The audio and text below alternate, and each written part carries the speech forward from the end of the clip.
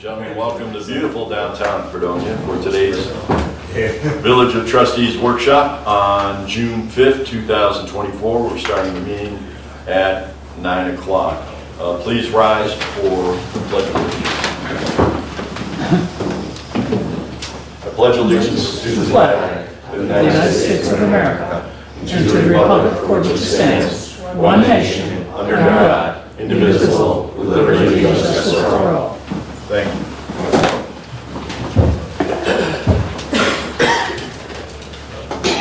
Before we start the workshop, I want to thank many of the community citizens and Embrace Fredonia on the incredible job that they've done planting, which took place Sunday for the most part in the rain, and over 12 hours of planting has been done during the course of that event. And the community members and local business people who stepped up to help get that done to keep our downtown looking great. We want to show that appreciation to you for that. And all the people who will be listening who donated time, money, effort, plants, mulch, dirt. It's just a wonderful example, again, of why Fredonia is such a wonderful place to live and how we come together as a community when we need to. So thank you very much. It looks wonderful. You're going to have new plants in front of the Village Hall too, so thank you for that. We do have a visitor this morning. I want to introduce Greg Krause with Twin Star Insurance to address the board. You'll have on today, thank you. Greg Krause, Stephanie Rung, she's our agent who will be doing a lot of the enrolling. Twin Star Business Solutions is a full-service life accident and health broker. We represent most of the carriers that are out there, and in this instance what we're doing, we're looking for, and you have a resolution I think in front of you that will allow us to bring what's called a participatory wellness plan. The participatory wellness plan is it's been around for years, but it has gained some popularity lately. It's based on, uses your Section 125 IRS codes to take a participating employee to take a draft out of their check in order to create a wellness reserve. Essentially, that is the savings that are received from the pre-tax benefit. That wellness reserve then is required, IRS, to be used as to purchase supplemental products. Supplemental products being anything from dental and vision right on through life, disability, accident, health. I've got a little bit of a handout on how it all works. If you don't, Matt, hand out to the folks that haven't seen it. I know you guys can't. And this is a kind of a truncated version of what we did, but it. Thank you. You have one, right, for the moment? Yes. And so just if you, simply put, there's a savings. It's a big win-win. The first savings I always want to point out is to the village. And that first page shows how the IRS, allows, so we use the maximum on a single employee, so it's $800 a month. Just doing it quick, that's $9,600 a year. If you take away your payroll tax benefit, you can see that even with any fees that come out of it, there's for a single employee, there's about a $374 savings per year per employee. For a married employee, and again, it depends on how you file your taxes, so it's a $662.75 a year. So we use 500 as kind of our blended, when we're doing a quick and fast number. You've got somewhere between 80 and 90 employees. It is not a mandatory participation level. We find that because of the program, we get very high percentages of our participation, but let's just say 50 employees participate. That would be a savings of about $25,000 to the village. More important, and I know more important to all of you, it also significantly increases the benefits for your employees. Makes you more competitive, retention, the whole bit. That second page kind of shows an example of how it works. If you look at the left-hand side, that's a typical paycheck. Taxes come out. net pay is there. If you look on the right side, you can see that the wellness program deduction comes out, but then as you follow the green down to the bottom, you see it goes right back into the paycheck post-tax as long as the employee agrees to participate and then does participate in some form of the wellness program. Excuse me, Greg, I think one of the advantages too is it offers a menu of different things that they can pitch you. Next thing is, next slide. Yep. At the bottom, you see that the savings for, the net savings was that blue 3730.36. So that's what we call the wellness reserve. Because that was the savings acquired through the program, it has to be used for an employee's benefit. And that's where the next page comes in. Those are the products available. So all of a sudden, your employees are going to be able to have dental and vision at no cost to you or them. And they can select. They don't have to take dental and vision, it just is a driver in many cases.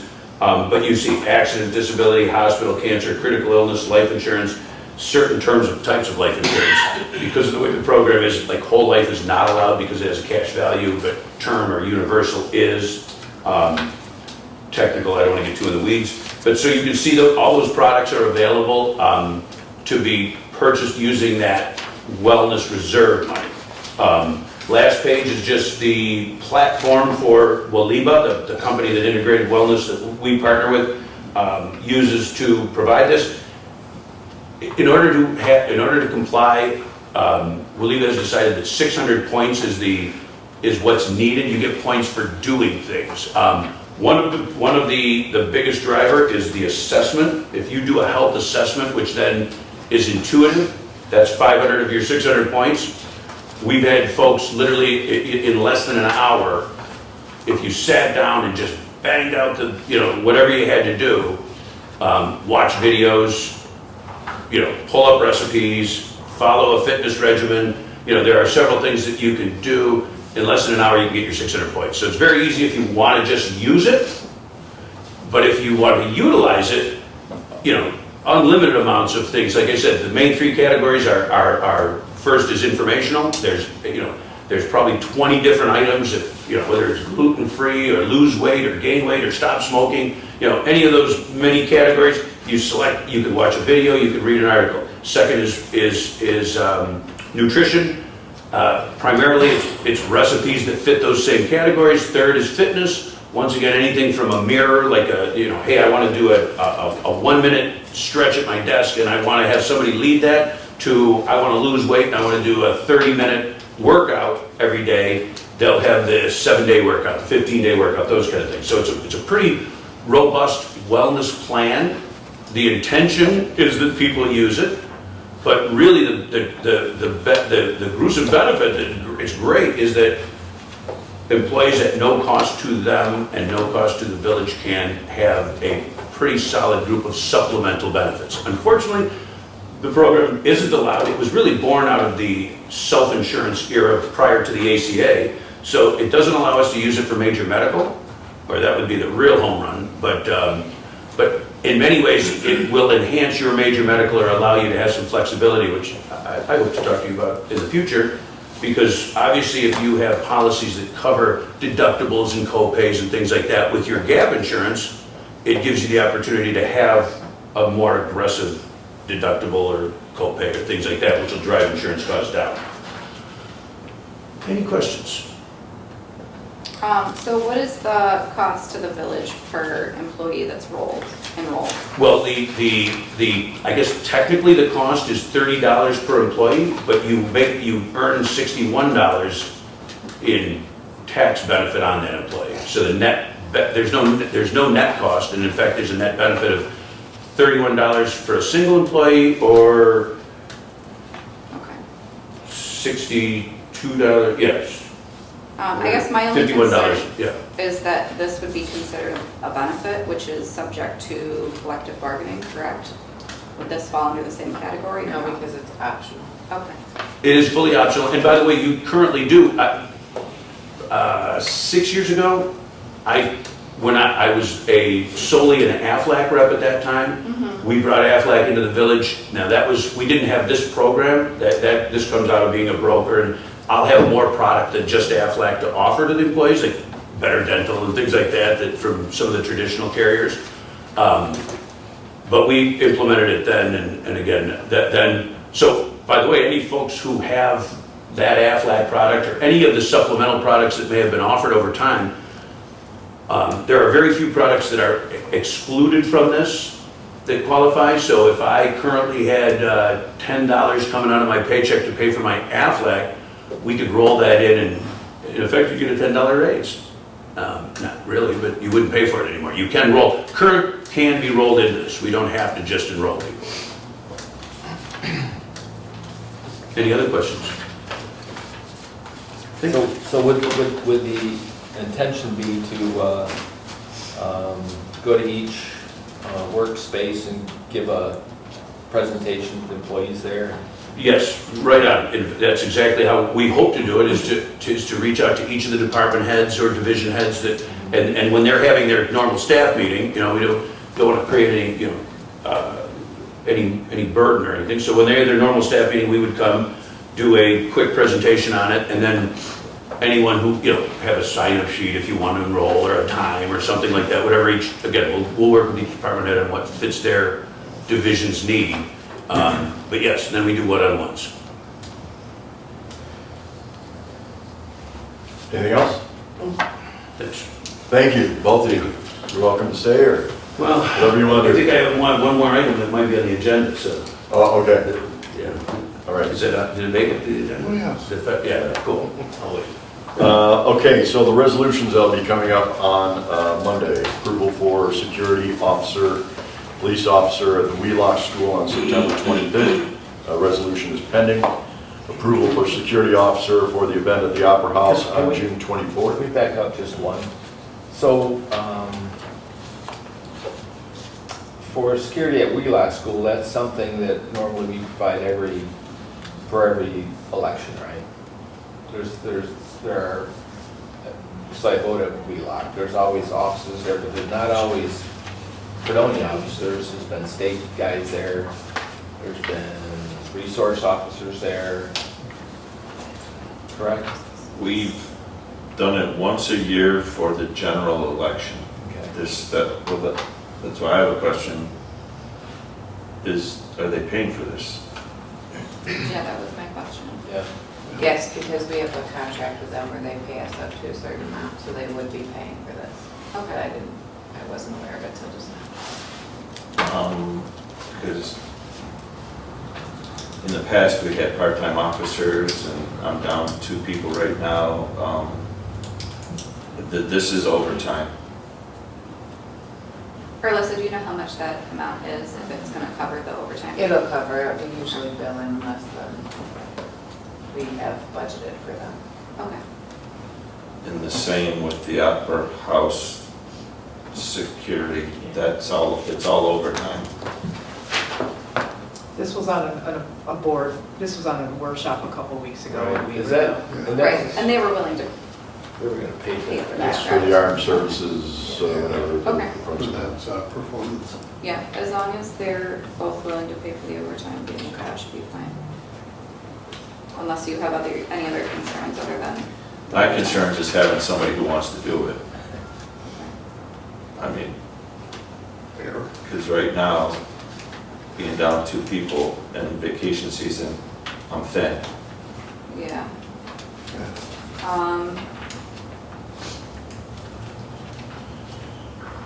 I hate making a promise I can't keep. No, I know. Can we, what is the absolute latest that you would know by, like 5 days before the event? I would post it a week before as overtime Okay. and on a Tuesday as the schedule is created, and I would hope somebody signs up. Can I make a suggestion? I have to talk to the superintendent today on another issue. I would suggest that just we explain the situation with our staffing right now and see if there perhaps is another law enforcement group like the sheriffs or like the state police that might be able to fill in for this particular one It would be through the county. through the county. Yeah, not the Wheelock. But I can get you, everybody has this in their packet, so I can Okay, and then if they can't, then Dave will come back and see if there's anybody that wants that. Okay? Give your guys a little bit of a breather on that. Or do you have a suggestion? You want to ask your guys first and then we go to the school? Yes. Okay, Yeah, I think let's just put in the resolution, like pending officer availability notification 3 days before the event. Does that give you enough time, Chief? Okay. And we can do that for both. Okay. so that's number 2, which is the approval of security for the open house performance on June 24th, the day before. So that's the day before the 25th at the school. Membership dues approval for the Chamber of Commerce. Rock in the Commons approval. I haven't seen they put in, I saw that, okay, board. Okay. Yeah, So we're send me good an there. email. Pro Housing Community Letter of Intent. Let me explain once again that the letter of intent does not bind us to any financial commitment, any contractual commitment. It is merely that it's been already put before Brian Luce, who is now the head of the planning committee, as was asked at the last meeting. So they are reviewing it. The letter of intent is a separate issue that shows that we are working towards being part of the program, which for about the 50th time we've been told is one of the keys to getting grant money from the state of New York. So, There are no changes to the current code, by the way. I know Right. it was kind of insinuated at our last meeting, there are no sweeping changes to anything. So that should not be a concern. That's not the intent of the pro-housing initiative. neither is it the intent, but also with the announcement the other day that we're very happy and proud of the new hospital. We're going to be looking at the opportunity to have new doctors and hopefully new employers and employees moving into the community. We want to make sure we have quality housing for them. And it also helps developers, put them in a position that it's more attractive to be building in our community, which we certainly want. Number 6, service maintenance contract for the filtration plant. This is the same contract we've been under in the past, right? Correct. Same company. Yep. They come quarterly, inspect everything, certify everything. Number 7, fire department training approval. Did you want to speak on that, Chief? Sorry, Jessica. No, it's the same training that the majority of volunteers and myself go to every year. Okay. I'm just allocating less money to split that cost share, and so spend a little less this year. Abstracts 717 through 720. Your packet. And training request for Everett Reardon. I just want to say that's for the wastewater, and that's required training for him to be able to take his 3A license that he needs to operate the plant. Thank you. Mayor, I have a question on number 6. Yes, sir. Lewis, does that include the calibration, or did you get the water meters calibrated at? This isn't for the meters, but this is for calibration and everything else for all our instruments that we use to make sure everything is. Right, but you already identified if the incoming meters were, We're still looking on meters, prices and whatnot. so that's in process? Correct. Okay, thank you. Thank you. We move on to department reports, code enforcement office. We may get some pushback. I've talked north with Scott. Seems like there's a lot of residents that like to plant flowers and stuff in the right of way. And the right of way belongs to the village, belongs to DPW, not to the homeowner. And our law says any vegetation has to be under 6 inches. So we reached out in a nice letter, let people know that they've got to start pulling back and putting grass back in the right of way. If you're down Maple Street, you see all these plants and stuff that are growing. Over on White Street, a lady actually had a fence around all her plants and stuff. That's not their property. If we have to go there and dig it up or something happens, now they're gonna be mad because we tore up their plants. So we've asked them kindly to, remove all the plants and just go back to grass, and it wasn't a good scene, so you might get some pushback on that. But it's not their property, they should. Yeah, I heard a few things during Attica, so.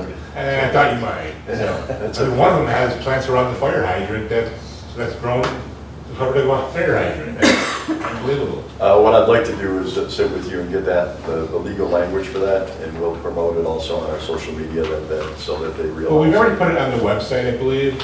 I mean, we've got some stuff on the website. And also, last meeting we talked about the grass clippings that are being blown in the street. Yes. We actually put something on the website on that too, because a lot of address that is littering. Okay. So we've got that on our website, and we've got some people put signs in right of ways, and on telephone poles, especially for the attic and cellar days. We actually had that put on our website. What is the actual law of putting things on telephone poles? You can't, it's illegal. It's not their property. That's what I figured. Our sign law says you can't put anything in the right of way or on telephone poles. It has to be on their own property. For years, we've just gone around and pulled them all out. Sure. If we could put them back on their property, we will, but anything that's on poles and telephone poles and signs and stop signs, we just take down and get rid of them. Especially the right of way. I mean, they throw them the right of way and everything. Right. And and I think that it really makes our community look better. I mean, you drive through some of these towns where you've got signs and right of ways and stuff, and right by the street, and it looks terrible. Yeah. We're at least we're having them put it on their own property. So I think it looks a lot better. That, and like I told you this morning, our car's down. It's been out for 4 days. I'm desperate trying to find somebody that has a vehicle that we can use. I will make arrangements to get the direct vehicle over to Mancuso, because that's down too. We'll see if we can get that fixed and maybe run that for a while until Kayla comes back. So, right now Tom's walking around the village. So especially that we had, they were close by the businesses, he's walking. So he doesn't have his car either, so Okay. he can't even use his car. Yeah, understood. All right, thank you. Is there anything else, John? I don't think so. DPW is Scott is in training out of town. Fire department? We just got done hosting a interior firefighter operations class for the whole county. So 18 kids graduated yesterday, last night. So they're going back to their respective departments to help out the rest of the county. So that was big for us to be able to do that. We're back to full strength. Firefighter Medic Gallus, he started. He's performing at OJT right now. So that'd take about 2, 3, maybe 4 weeks. So we'll start on shift. And that's replacing the retired So in that department, yes. Yeah, we've been vacant about 8 months without, so we're back in full strength with that, full-timers. And then Gallus is already a fully trained medic, so that's helpful for us. So I'm leaning forward with going to be sending firefighter EMT PZAC to paramedic school this year, starts in August. It's important for me to protect our agency though, right? We're going to invest in him, so I've drafted basically an agreement that I sent to the mayor and Trustee Esperson that will come with the resolution in the future that, he'll have to give back 36 months to us. He can't just go to medic school and then resign the next day. So that agreement's complete. I leaned on some other departments that already have those, so it's pretty solid, it's pretty basic, but that will be coming with the resolution for approval, so that way there's kind of a guarantee there that we're not wasting money. And just so you know, that is in anticipation to us losing Lieutenant Winters will be retiring next year. So he's a paramedic. So this is really getting ahead of now we're paying overtime because we lost the medic. So this is a good move to send him to paramedic school. That training is already approved in this year's budget. That's in the budget, yeah. Okay. We have enough in the training lines to cover that. All right. I have a question with that agreement. If he were to vacate before the end of that 36 months, does he have to pay us back the full amount, or is it going to be like for every month a little chunk? Yeah, it's ultimately drops up to off? the board, but the way I wrote it is it's prorated, Okay. 1 of 36, 2 of 36. And he would be required to pay us back for the tuition and the books, the overall cost Right. that we put into him. Conversations with him, he's not going anywhere. I just think this protects us a little more for our investments. Paramedic school's expensive. It's about Yeah. $7,600, before books. So we're gonna throw some money at it. Are we then also paying him to attend? So, yeah, that's what I'm working now. I have a meeting with Captain Aldridge after this to brainstorm. One thing that we don't do, and I don't know if other departments do it, is we don't have comp time. Correct. So I think because of the paramedic program being so time heavy with not only class but clinicals, I think comp time is going to be our ticket here. And this is something we've never done, so we're kind of writing it from the beginning. But that's being worked. I don't have a solid answer right now. Okay. We're also putting in there that we repossess any vehicles he has since we're short, in case he leaves early. Chief, did you run that agreement past the union, make sure they don't have any issues with it? Yeah, I did. I had conversations with the union president because this is so unique, right? Because he's volunteering to go. I'm not making him go. It's very, very advantageous for us as a village for him to go, but it's very unique. But yes, the end result is they have no issues with it because it is voluntary. He doesn't have to do anything. Right. So if he chooses to sign it, that's totally up to him. It has nothing to do with the union. Okay, thanks. Anything else, Chief? That's all I have. Thank you. Police Department? I have nothing today. Okay. Recreation Department, I have asked that, I understand that the department director is still working, so we have asked that from this point forward, a typed or emailed report that will be presented by Trustee Twitchell, so that we have some report from Recreation, because there's a lot of new dates and times that are going to be released for different things that they're going to be doing. It's important that the public have a heads up on that. Wastewater treatment plant. This week we finished our sump pump project. The project included replacing piping supports, all the hoses, and a broken check valve, along with the pump that was out of service. Everything is running smooth with that, and now we have 2 sump pumps that can work just in case one goes down, and just to make sure everything runs smooth. So that's all I got. Okay. Dave, could you do me a favor and just a one-sheeter on what's ahead of us in the next year to 2 years on major improvements you feel we're going to need to make, so that we're not doing with the wastewater treatment plant what we have to do now after many years. It kind of puts the list behind the 8 ball. We don't want you have to be behind the 8 ball as well. So if you can get us a report, 1 page, I'm guessing it's probably a 2-page, but on what you suspect is going to be needed within the next year to 2 years. Okay. Okay. We'll do so. Thank you, sir. Water treatment plant. Department of Health is right now at the plant doing a walkthrough, one of our trainees, get him certified towards his license. Besides that, working on a vulnerability assessment for Homeland Security, so Yeah, there's a lot to that as well. there is. Can you explain that for just a minute as to what that entails for the people that are listening, so they have a better understanding of the importance of us adhering to the Homeland Security rules? Well, it's a report that we go through and figure out where our vulnerability spots are and how we're going to improve it and everything. It's required by Homeland Security.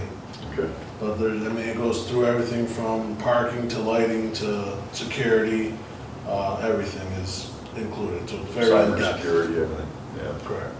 We want to remind people who are maybe watching this that it is illegal to take photographs and/or video, including drones, of any of those public areas, the water treatment plant and the wastewater treatment plant.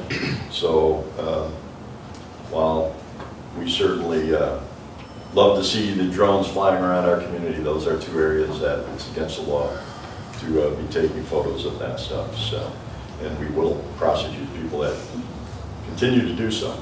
In the reservoir. Louis, question, how do we stand with, can you update us with the Department of Health non-compliances? Man, think we're over 95% done, and a bunch of the major things is stuff that we're just waiting on pumps and quotes and everything for it. So overall, we're looking good. Yes. Thank you. That's it for the department reports, unless anybody has anything else that they need to bring to the table. I'm going to jump ahead just a little bit, but before I get into this next topic, we talked about Embrace Fredonia just a couple of minutes ago. There are a lot of citizen-based organizations in this community that do tremendous things to enhance the life of this community and lifestyle for our residents. One of those, of course, is Embrace Fredonia. Another one is Festivals Fredonia, which has been around for many, many years and has a full slate of schedules, activities. But also, we've got a new board for the Fredonia Farm Festival. This will be the 56th year of the Farm Festival. Yes, we had the COVID years as well, but otherwise it's been on running, and a group of local business people as well as private citizens have come together to form a new board for this festival. So we thank all of the organizations that do so much for the community. The reason I'm jumping ahead a little bit on business is we do have one of the representatives here. Besides being an insurance person, he's also on the board, Greg Krause. And as a busy businessman, we can talk about this real quick. You can ask him any questions so they can get on their way. So, village food truck fee waived for Farm Festival weekend. Ben, I believe this is the proposal that you have. Yeah, I don't think that we should be charging an additional fee for food truck registration for food trucks that are just there for the Farm Festival. Of course, anybody who wants to come in and set up periodically in our village, they should be paying our registration fee. And Farm Festival food trucks should also be filling out our registration for the weekend, even though they may not be paying a fee. Do we have, Chuck, a prorated fee for a single? So they would have to normally pay the whole summer or annual, I guess. If it's the whole year, yeah. Yeah, so what the intent of this is to waive that fee for food trucks that are part of the Farm Festival. To avoid them paying two fees for the same Right. purpose. Because they are in fact paying the Farm Festival Right. to be there. I'd just as soon not see them pay us as well on top of that, because that starts to really eat into your profits. And I think we're getting close enough to the day of the Farm Festival where vendors are probably gonna know what it's gonna cost them to be here, right? I'm sure they've asked, And we need to be able to give them a good answer. So that's what. Can I say something? Yeah. This has gone around and around for so many years. I wish we would just abolish the food truck law. Every year, Festivals Fredonia, they don't want to pay anything, but yet they're charging money. We have to do inspections there. That means I have to have a guy there on Saturday getting overtime. How's that fair for every other food truck that comes into the village that has to pay $150? You know, I mean, this has gone round and around. It gets crazy. I mean, we started at $800, then we went to $500, then we went to $300. Now we're at $150. Now we don't want to pay at all. Why do we even do it? Why don't we just have no fee and be done with it? It's just really ridiculous. And that's just my point of view. But. So I do agree that I don't think we should be waiving the fee for anybody, just because of the fact that so then we are paying to have someone come and sell their product here. So it's then costing us money. If it wasn't and it was just a simple, oh, well, we just, don't get the fee, but because it actually costs us money to have these food trucks in the village, we have to be able to cover that cost. I would love to be able to do that, but I think this is, especially this budget year, is just not a year that we can do that. And it's also not that they're being charged that fee every time that they come into the village, it's for the entire year. It's up to them what they do with that. They can come back all year. I mean, they've got from March till Correct. April. But if they're only coming for the Farm Festival, anyone who's coming any other time would have already paid. I can tell you, last year, for example, we had one person sneak into the Farm Festival. The Farm Festival Festivals Fredonia let him in. not Farm Festival, Festival of Fredonia, a lot of them knowing there was a food truck law, a lot of them didn't care. That took Tom and myself all day working to get those guys out of there. That was the whole day that both of us worked. And Tom stayed all day, I mean, to do the inspections and stuff. So it's just. it's up Chuck, to the how board. difficult is it to, I mean, I see all ends of this, and again, we have to pay people to do this. Just hypothetically, being that the Farm Festival is in late August, close to September, which is really close to the end of the quote-unquote food truck season, can that carry over into the next year? So in other words, it's good for 12 months, no matter when they start. Well, we have to change the law then. Our law says if you have to get your food truck permit by April 1st, and it's Okay. until March 31st. All right. Anything we do with that, I don't know even the changes to the fee, would have to be public hearing, I would think, because it's Yeah. actually the law, it's right in the law. Correct. So if it was put in our, and I'm not sure, it may have been put in our part of our code that just, you can change the fees by resolution. I'm thinking that was put in the law itself.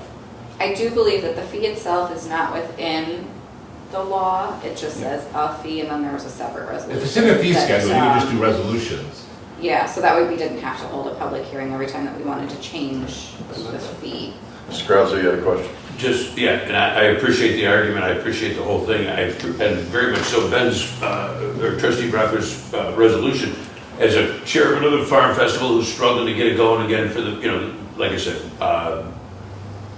without having those years of experience, it is helpful if that was waived, but I certainly understand Trustee Syracuse's position. I guess my suggestion, I would bet that some of our food truck vendors are yearly, that come to more than one event, so they don't mind that they're already paid. But there is a group that just travels festival to festival, and they'll only be here for that one day. Now, my suggestion has always been that, and I know the planning board is, I think, still in process with it, is to say, hey, let's have a one-day fee, as opposed to a full year fee that everybody has to pay.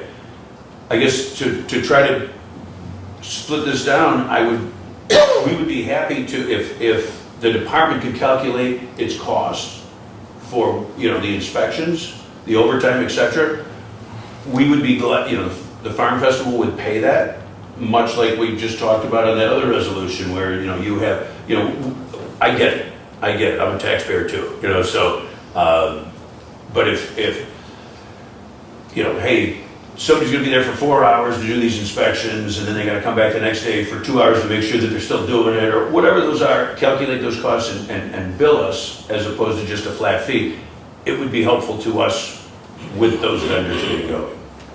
If that's a compromise that is acceptable. Seems like that might be a good approach. I mean, yeah. It is a workshop, so it's up for discussion. Yeah. I struggle with, I would love to help, but I struggle with helping at the detriment of then how we're trying to conduct business, I guess is the best way to put it.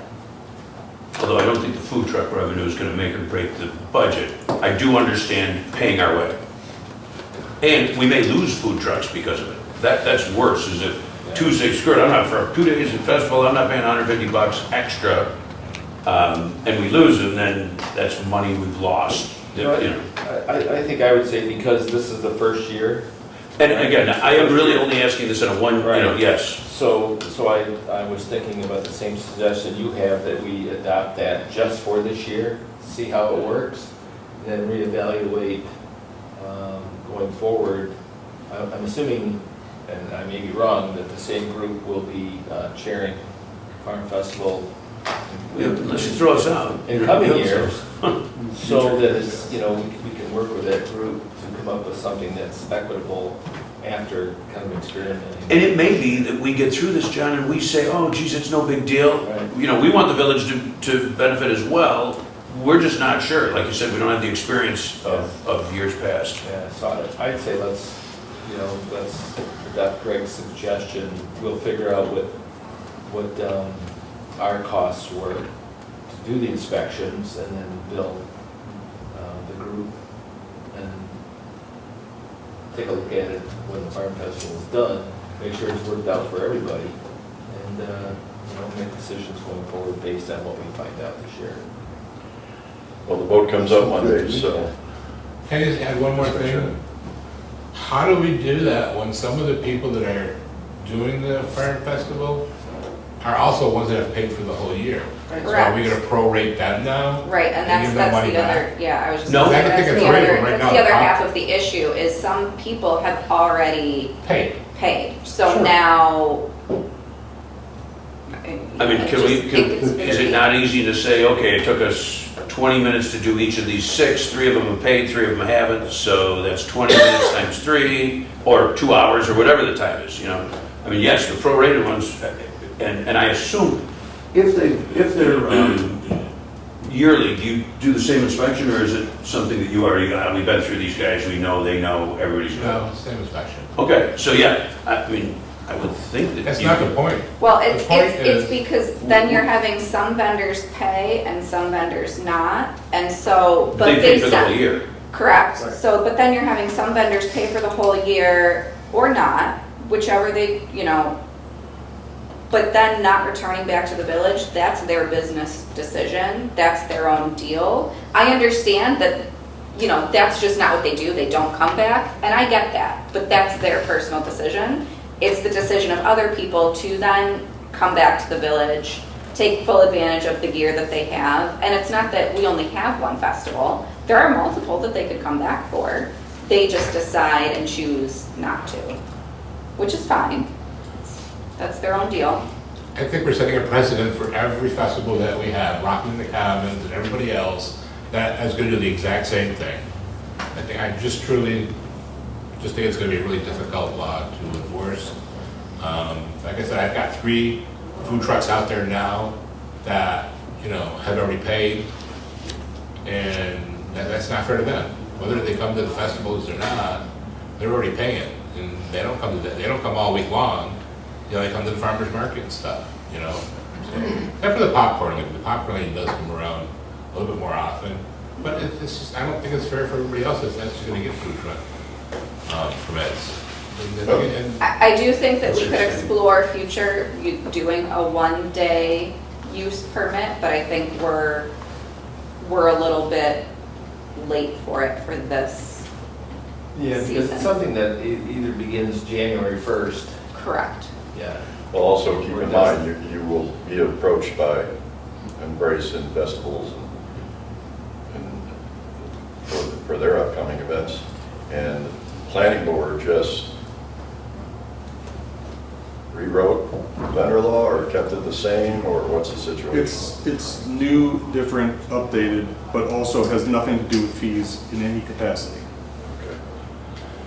The fees are all on your end. Right. We set the fees. I think that law just spells out that there is a fee. Right. That Or it there's, no, doesn't that even go there's, that far. that there's an application Right, and that okay. there's restrictions inside that application and requirements of the vendor Right, and their responsibilities toward the village. yeah. I believe any changes you made were very minor, is that correct? Compared to the one that came before you already earlier this year, Right. yes. I'm not sure I agree that we need to start everything on January 1st, though. We could put something in place and just have it go from that point forward. Well, but then you have, if there's anybody at this point, or up to this point now, who has paid just to come into the village, what they know, they're only gonna come for one day, they've come for their one day, and now we're gonna say, oh, well, these other people who didn't yet pay, Although I don't think there's anybody, Don't have to any of pay. those that you referred Because to the are law one has timers, changed. right? The people that have paid the 150 are coming regularly, that's where they I'm not pay. sure. I'm not here at night when they come, so I'm not sure when they come, if they come. I just know they paid for their permit. Right. So, Yeah. I just think it's not a great precedent to set or a great idea to change the way that we're doing this fee and the registration for these food trucks, after the season has already started.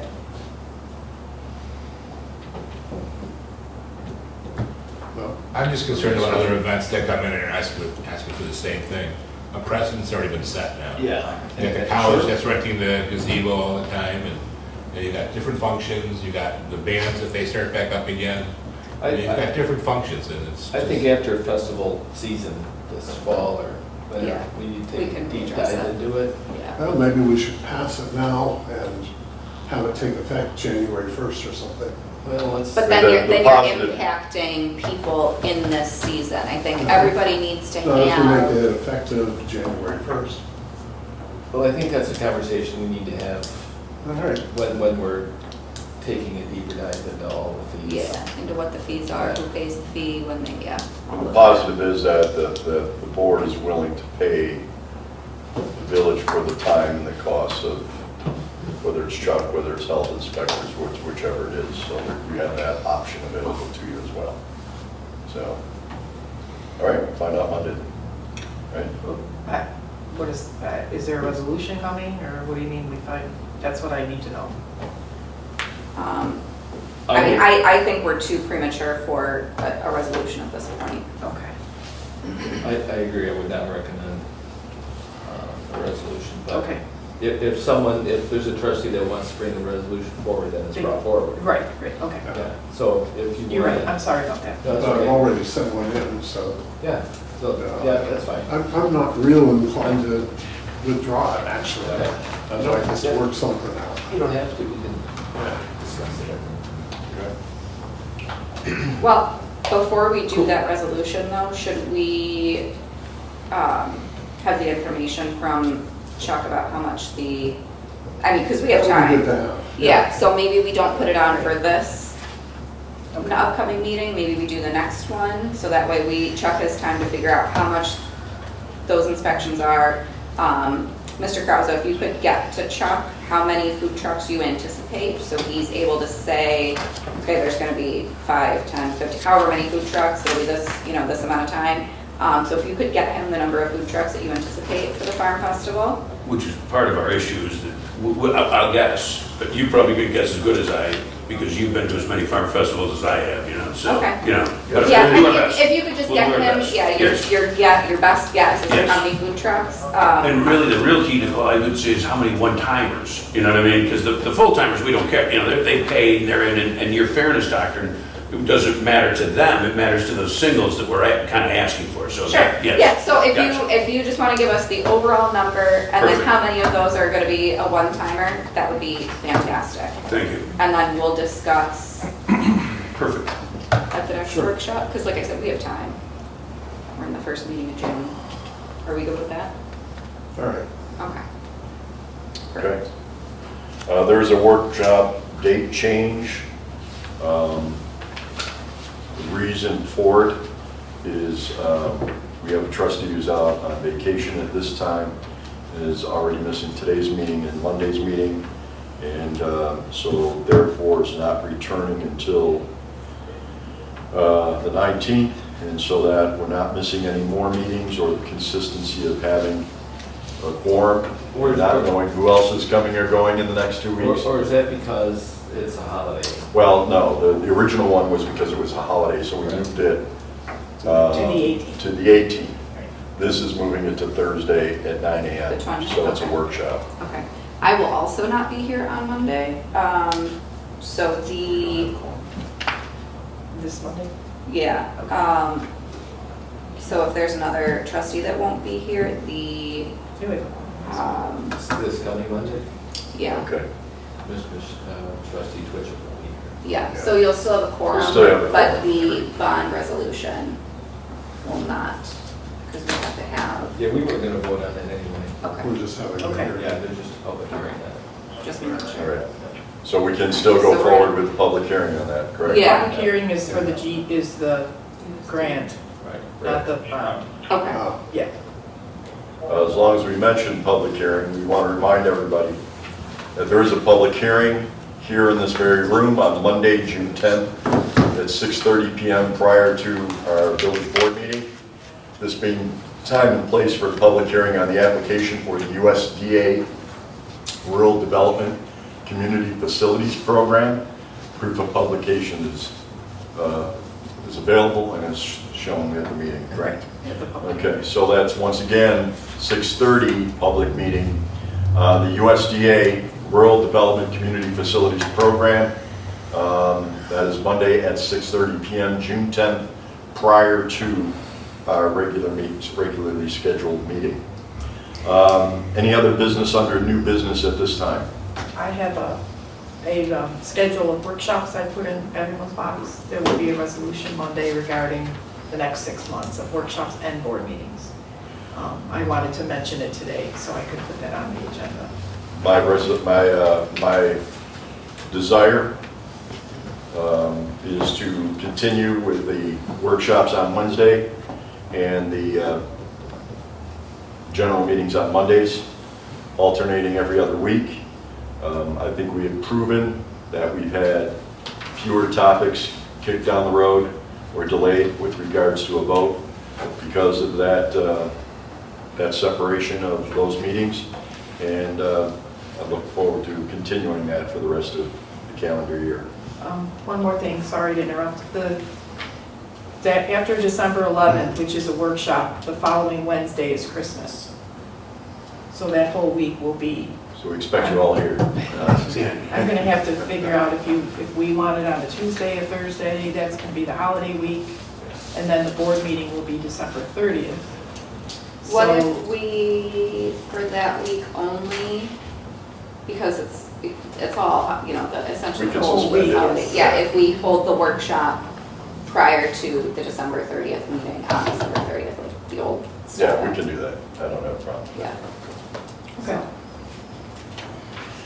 I'm nothing but flexible, not flexible, right? Sure, tell the paper that. Old business, Fredonia Access Channel, new camera, we're talking about that. And the Central Connection Go Bike Community Project, and any other old business that needs to be brought forth, we will be talking about that. So the state DOT plan for Main Street went for the planning board. Everybody was fine. Nobody had any complaints about it. So we are waiting to hear from them about if they're going to be willing to move the crosswalk that is at Center Street to the other side of Center Street. Trustee Syracuse, I'm sorry to interrupt.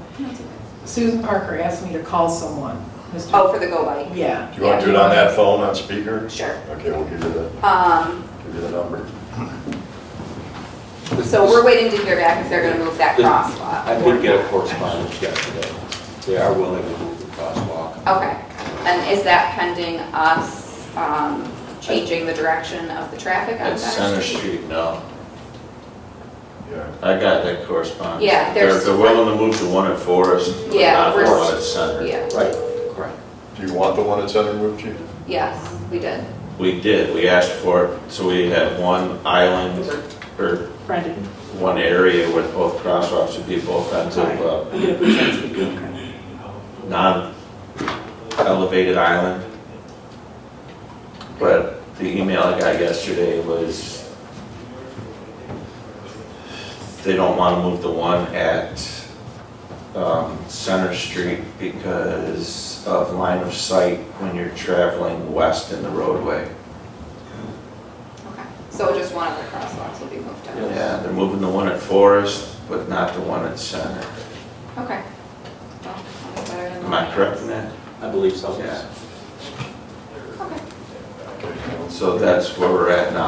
I don't know if that closes the discussion or, but, I would probably, because they're, because I Yeah. disagree with them, but. well, me too, but It's, it's their project, we're just along for the ride. Correct. our streets, All right. their street, our neighborhood. Their street. All right, so on the phone, we have a gentleman from Go Bike to discuss the project on Central and Temple. Go ahead. Yep, I'm here. Okay. If you just want to give us kind of like a quick overview, that would be great. Sure. So we have kind of gone through multiple iterations of design. We started off with a community engagement process last fall and through the winter, and it kind of informed what our approach was. But after discussion with stakeholders from both Dunkirk and Fredonia, and then we're just talking about Fredonia today, we came to the most recent version of the project, which is really just taking the existing bike lanes and kind of adding some enhancements to it. Through our survey and community engagement, we found there was a lot of confusion in the community about what it actually constitutes a bike lane and where bikes are supposed to go.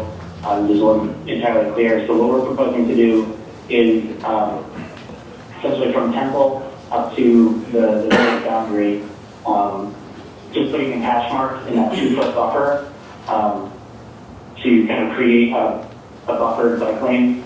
So we still have 5-foot bike lanes on both sides of the street, 2-foot buffer, and then 12-foot travel lanes. And then in addition to just those small enhancements to the bike lane, just adding crosswalks at any of the side streets where there's existing curb ramps. So anywhere where a crosswalk can go without making any changes to the hardscape, we'd be just adding in crosswalks, as well as a few small bump outs where it's applicable, just as an example of President's Drive.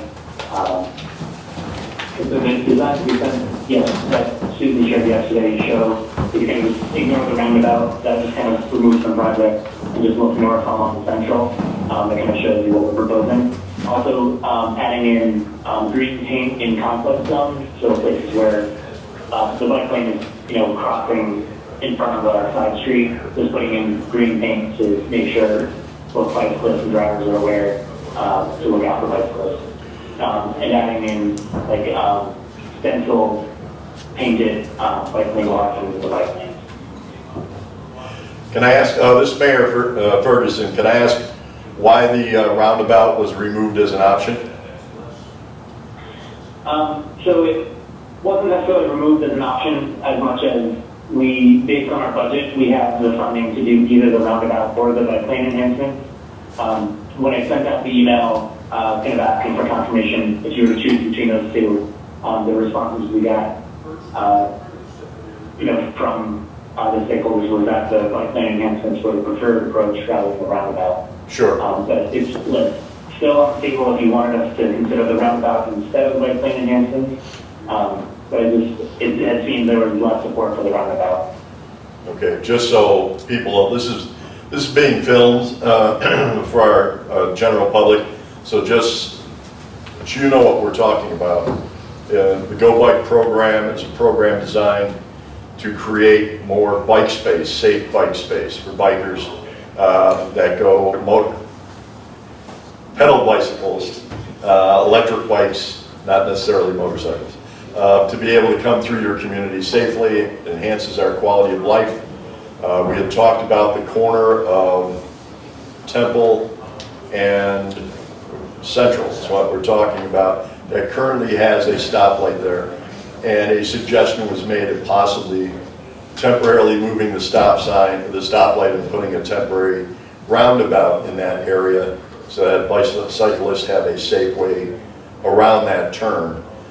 Because as I've personally experienced, we have had some people that tend to run that light, like a lot of lights, traffic safety lights. So we thought that a roundabout might offer a safe alternative. So, temporary, right now the decision's been made not to put the roundabout in there. So that's only to update the people who are watching this as to what we're talking about, so. So one thing that I've noticed that currently happens on Central is that the parking lane and bike lanes seem to be too narrow. If there's a car parked on Central, it's in the bike lane. Correct. So technically, with that bike lane, this is kind of where the confusion comes in currently because there's not really any marking. So some folks think that the 2-foot buffer is what is actually the bike lane, and then what is actually the bike lane, according to the 2018 design, is the parking lane. So people do park on Central in the bike lane. That's really kind of a matter of how the village wants to enforce parking rules on that street. But even with our bike lane enhancements here, it's kind of up to the village to determine how they want to proceed with any kind of enforcement. The alternative would be like putting up bollards, but I do know, like we discussed with our stakeholders, that there are times when nearby businesses have large events, such as funeral homes and churches, and folks do park because they kind of rely on the parking on Central Avenue. We did a parking inventory to look at utilization rates along Central Avenue, and in the observations that we took, the utilization rates were very low. So I think the biggest times usually during church service or funeral service. So we had conversations about how, well, maybe during those events there could just be additional signage put out to make bicyclists aware that people might be parking in the bike lane. So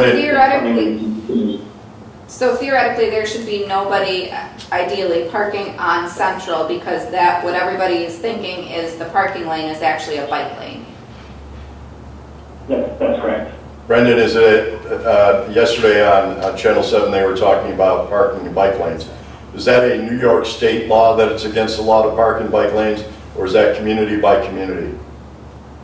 That's usually community by community. So that article was specifically referring to Buffalo. So in 2022, the Buffalo Common Council passed a resolution, or passed a law to make it illegal to park in bike lanes, but that typically goes community to community. I feel like at some point, like, the parking lane just changed to the bike lane, and then no signage and no legislation followed. Is it even possible to have That's kind of what we heard from the community, that there's a little bit of confusion about, both from bicyclists and drivers, what is the bike lane, what is parking? Because the route rail, like 2 feet, is not really, it's not quite a bike lane by design standards. So the 5 foot is kind of the minimum you want for the bike lane. What is that lane now? I'm sorry? What is that? What is the current bike lane width? I believe it's 5 feet. Okay, and then there's the 2 foot buffer. Yeah. So there's just confusion, I think, among folks, whether that 2 foot buffer is a bike lane or the 5 foot area between the curb and that buffer is a bike lane. Well, there's no parking lane there now anyway, people just park. But there's no signage saying that there is no parking. You know what I'm saying? We're gonna make that no parking. Well, I guess that's what we have to discuss, is if we're willing to change all of Central into a no parking zone to accommodate this bike lane. Awesome.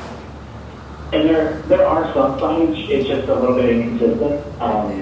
Right, there's chunks of it that you can't park on. Right. Yeah, Sorry, I'm just looking at the current map, and there aren't any. Yeah, there's nothing the whole way up Central, like on the pavement, that indicates that that's a bike lane. You guys all have this? Yeah. Okay. It's just Right, turning. so what our design would hopefully do is clarify that by adding lane markings in the conflict zone paint and the hash marks in the buffer, and that'll more clearly delineate it as a bike lane. Okay. So, let me get this straight. Currently, nowhere in Central Avenue is there no parking. There are chunks of Central Avenue that you can park on, chunks of Central Avenue that you can't park on. However, ideally, and to match what this design is all of Central Avenue should be no parking. No, I agree. I can't have. I agree. I mean, Well, the other situation we have now, again, on Temple, coming off Central onto Temple. Now we're taking away that right turning lane. As people wait to make a left onto Temple, we're now taking away that right one, which, I mean, there's a grate there anyhow that I hit every time I try to make that turn. But, so the people that are going right can still make a right-hand turn during the red. With this, we're taking away that second lane. but you can still make a right on red there. You can, but right now, there's 2 lanes there, you can make it. Well, yeah. Right, yeah. So now we're taking down to 1 lane. Okay. I guess just as a board, we'll discuss this further. Do you have anything else that you would like to add? I don't think it is fun. I think, the project we're proposing, is fairly straightforward and wouldn't necessarily change, anything in terms of how people are currently using the street. If you don't have a law in the books that prohibits folks from parking the bike lane, it probably wouldn't be any different than it currently is. But at least it would be more defined, so that you'd probably have more kind of a natural compliance with it by having the definition through paint there. Okay. The thing to keep in mind is that we are a college community. We do have, believe it or not, many young families moving into the community where not only do the parents ride bikes, but also do the children. So it's also part of our responsibility to make sure that we're creating a safe atmosphere for people to ride their bikes. In some areas that we may or may not agree with, but again, to make sure that people know where they can bike recreationally and where they cannot, and where the drivers can and cannot park is something that we have to take under serious consideration as part of our jobs. Yeah. I do also, if I could take a moment to add, through the community engagement process, we had, we tabled it for different events, worked with a student group called Anactus on campus to make sure we were also hearing from students. So about 20% of our responses were from students at City Fredonia. We had about 400 responses in total. Most people, we had about 300 to 350 responses for each question, so really good response rate from that. If you look at some of the questions we asked about how comfortable folks were riding a bike on Central Avenue, only about 15% of respondents said they were comfortable or very comfortable riding a bike on Central Avenue. And you compare that to walking, and about 50% of folks said they were comfortable walking. And so we're hoping that by doing this, we're making it a more comfortable environment where more people feel safe and comfortable using it as a connection between the village, the campus, and the cities out there. Sure. Well, thank you for your time. We appreciate it. Absolutely. Looking forward to hearing from you. Definitely. Have a great day. Have a great day. Thank you. Bye-bye. Is there a time that you're looking at? This has been going on for 2 years already. I know, but is there like a, I think they want to do the project this summer, so.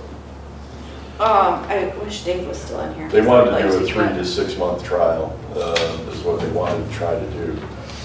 Because my concerns were they were also trying to take out the turning lane next to the building here as well, which was right here on Church, and in which many people make that right-hand turn.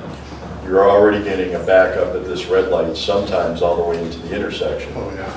By eliminating that line, that second lane, you're going to back it all the way up to the next light, and we're going to have a serious situation. Not all day, but enough that Times. Yeah. we'll have these seats full. This come before the planning board? Not to the whole board, no. I think Brian might have it, but Okay. I think what we're looking at is trying to establish and maintain a balance between bike access and bike safety versus motor vehicle traffic. Exactly. And not doing the best we can given both conditions. And they're under the understanding that that's the case, because I explained that when you look at the funeral home on Central Avenue, they only have enough room for about 10 cars in the parking lot. When you have a major funeral, which there's no determination when those are going to happen, could be once a month, could be 3 times a month, you're getting cars parked on that side of the road, which they are going to be parking in a bike lane. So not only taking away that bike lane, but also taking away a turning lane, I think is going to cause more issues than not. Yeah, and I hear what he said and saying, well, you could just let the funeral home people park in the bike lane, and no.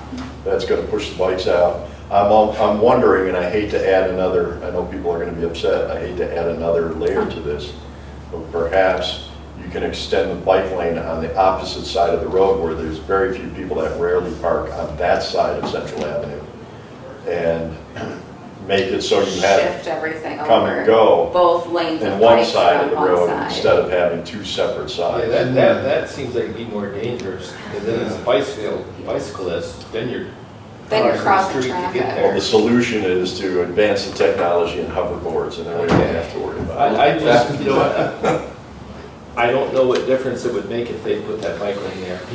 There's a bike lane there now that people are parking at, it's just not. So what we have to decide is, are we behind making all of Central Avenue no parking? Yeah. Not only that, but You're asking people to break that law. if you're looking at the drawing where you see these little lines right here is showing you that they're taking it down to one lane in each direction. Yes. So that's being proposed here, and it's also being proposed out here. I just don't see how that's going to be safe, and also, I think it, Judge, like we just said, I think it's going to create a different traffic flow that would not be in the best interest of this. It's going to create a different traffic flow that's going to make people quite impatient and angry and reckless, and I think it's going to create a more hazardous situation than it already is. Yeah. I think this area is, at least in my experience, I haven't ever had really any issue trying to cross, trying to walk about out here. My issue is always on Main Street. And I think taking Central Avenue down to absolutely no parking is just. Well, they are allowing, I noticed in the paperwork that I got in the city of Dunkirk, that they can still park on that bike lane.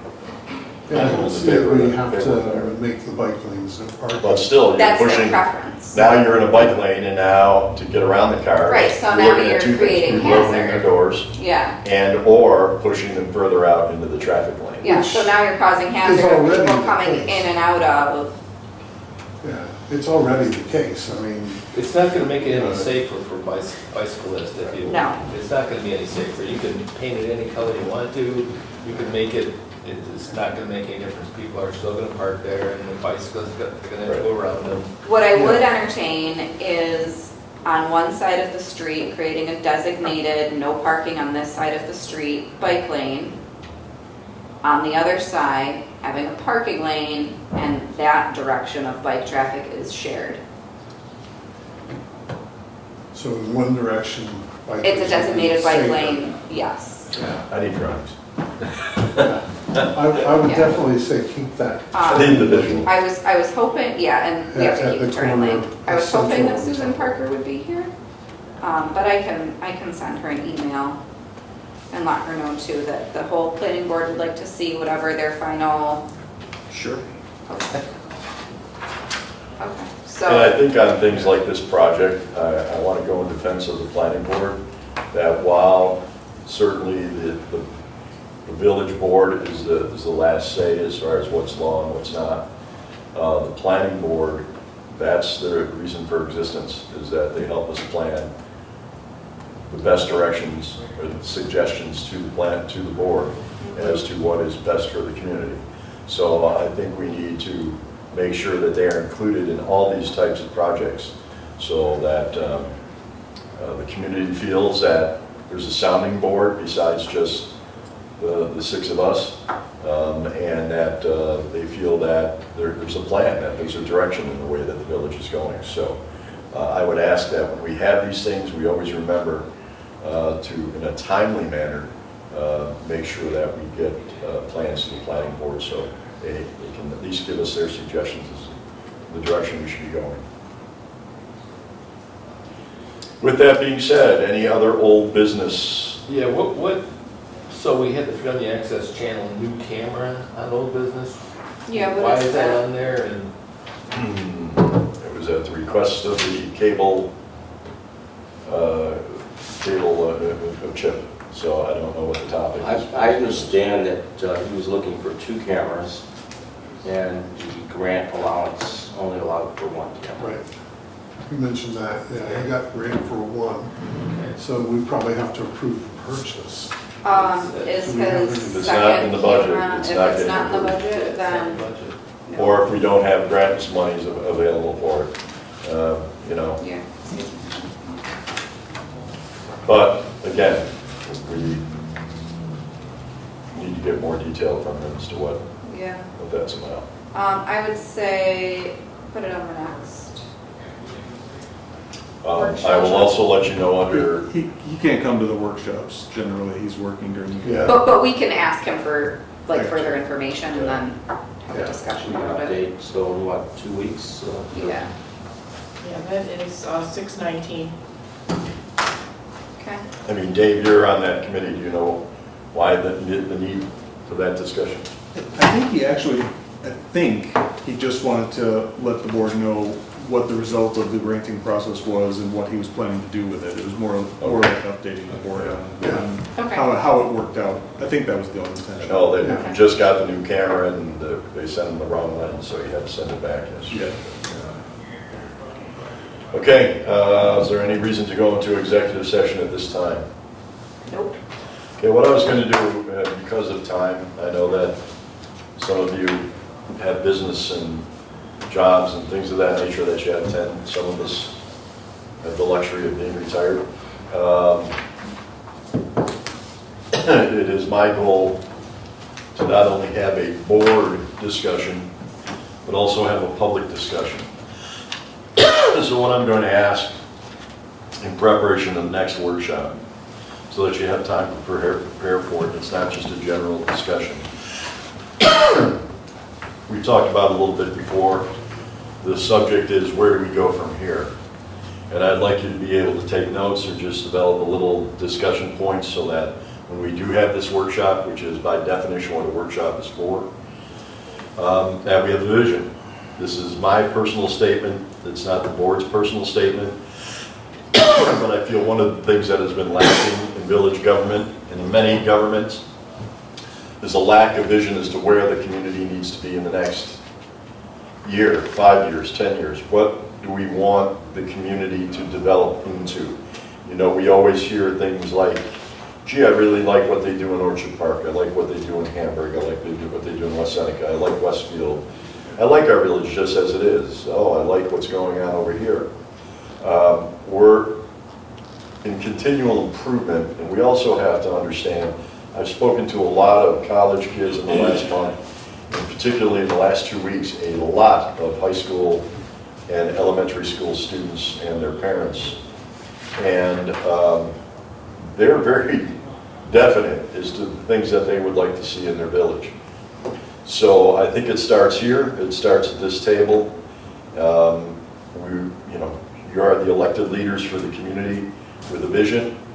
And I think, again, personally, that in many cases, because there's so much on the table, that we tend to go agenda to agenda and fail to address what's the long-term vision for where the community, where we'd like to see the community go. So it's something that we can pass on, whether we're here again 4 years from now or 8 years from now, or whether we're just here for this term.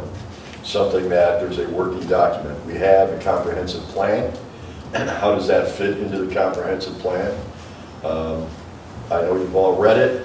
It's probably a good idea to keep that in front of us on a regular basis.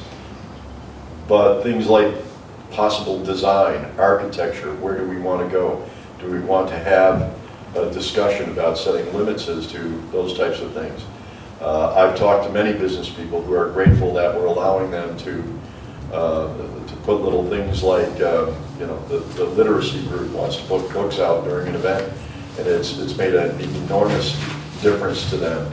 To make sure that we're giving business the opportunity to succeed and not just continually put barriers in the way. So what do we want it to look like?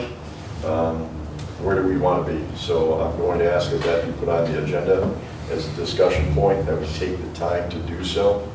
And I want to give you some preparation time. I was going to try to do that today, but I think we need a little bit of prep time so that we know what we're bringing up to the table and discussing. So, yes, Dave? Could I just say, especially in regards to the comprehensive plan, there are specific bullet points for the village planning board and for the trustees and for the town to short, mid-range, and long goals that need to be addressed and have already been discussed at length by the community, and what the vision moving forward is. So if we can just even if we could manage to actually make any of the bullet points in there real, I think that would be great. So, Yeah, I agree. A good starting point is taking a look at that comprehensive plan and looking at a couple of the pieces, you know, 'cause Exactly. we'll all like different parts of it, so looking at a couple of the pieces that you really like and start thinking about how do we make this happen? Exactly. We are flush with opportunities that we have missed. Trustee Esperson and I have, at the last NICOM, and Trustee Syracuse just attended the last NICOM, and there's a lot of money that this village has left on the table. Either because we did not know that they existed, we didn't direct our team in the direction to go after those, but many of them I don't think we even knew existed in the past. So there's great opportunity to go after those and seek those.